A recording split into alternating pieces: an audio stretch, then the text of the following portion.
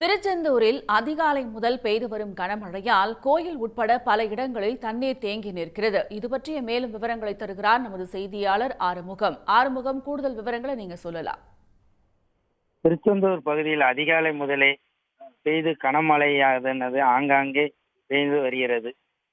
இதுபோக ஆங்காங்கே தேங்கி நிற்கும் மழை நீரால் பொதுமக்கள் அவதி. திருநெல்வேலி, தூத்துக்குடி, தென்காசி, கன்னியாகுமரி உட்பட தென் மாவட்டங்களில் தொடர்ந்து பலத்த மழை இருக்கும் என்று சென்னை வானிலை ஆய்வு மையம் அறிவித்துள்ளது.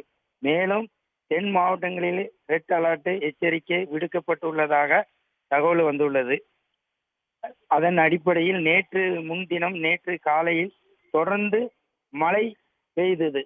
இந்த நிலையில் இன்று அதிகாலை முதலே மீண்டும் திருச்செந்தூர் அதன் சுற்றுவட்டார பகுதியில் கனமழை பெய்து வருகிறது. குறிப்பாக திருச்செந்தூர் பகுதியில் உள்ள குமராபுரம், முத்துநகர், குறிஞ்சி நகர், அண்ணா நகர், சன்னதி தெருவு, நாளிக்கிணர் செல்லும் பாதையில், டிபி ரோடு பக்தர்கள் செல்லும் பாதையில், பந்தல் மண்டபம், சிவன் கோவில் சாலையில் மழை நீர் தேங்கி வடக்கு வீதியில் நீரானது பாதாள சாக்கடை கழிவு நீருடன் கலந்து வெளியே வருது. பொதுமக்கள் மிகுந்த சிரமம் ஆகியுள்ளனர். இது தவிர காயல்பட்டினம், குலசேரப்பட்டினம், உடங்குடி, ஆத்தூர், குறும்பூர் உள்ளிட்ட பகுதியில் மழை பெய்து வருகிறது.